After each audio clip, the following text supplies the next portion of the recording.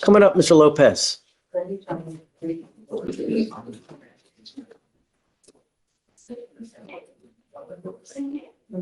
Yet another terroristic threat. Let's go through your criminal history, Mr. Lopez.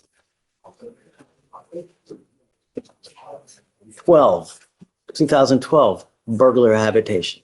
15, assault, bodily injury. 15, criminal mischief. 20, criminal mischief.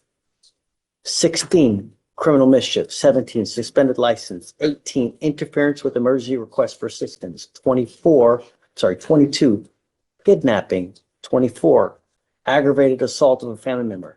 Terroristic threat, evading arrest, terroristic threat, and now another terrorist. We're going to do probable cause. You have the right to remain silent. Anything you say can or will be used against you. Please.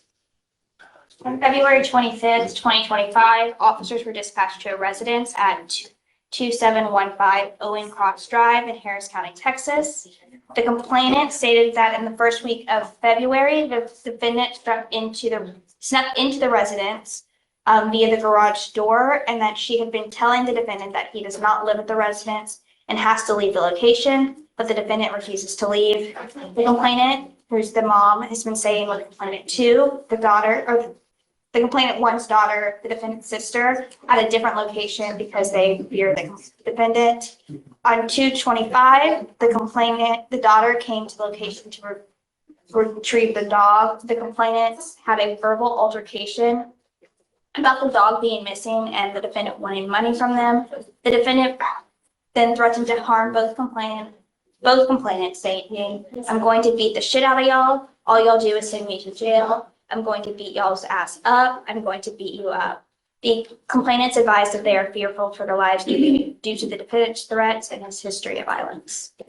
So we do have a history of violence where there are threats and aggravated assault against this family.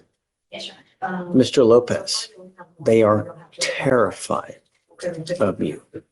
The thing that you also need to consider is that you are a true habitual.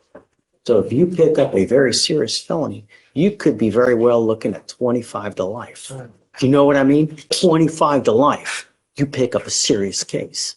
These are the things that you need to think about when they're out there in the free world. Do you understand? Sir. I don't want you going within 1,000 feet of where they live or where they work. You will get a GPS monitor if you are able to bond out. I don't know. At this point, you have not made bond. So I don't know if you're going to get out. But if you do, you must have a monitor on you. And I don't want you to go anywhere near where they live, where they work, where they breathe, where they put their head down. And you're not to be in possession of any weapons.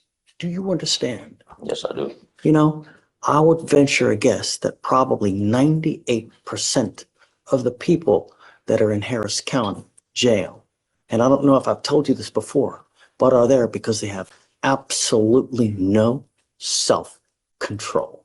They get upset and they wig out without thinking, if I say this, what's going to happen? If I do this, what's going to happen?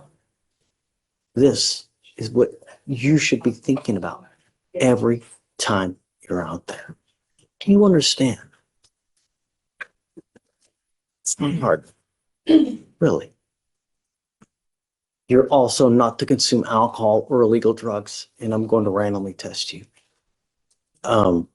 So counsel, at this point, he's not made bond. We can just set you out for a couple weeks, wait for the evidence to come in.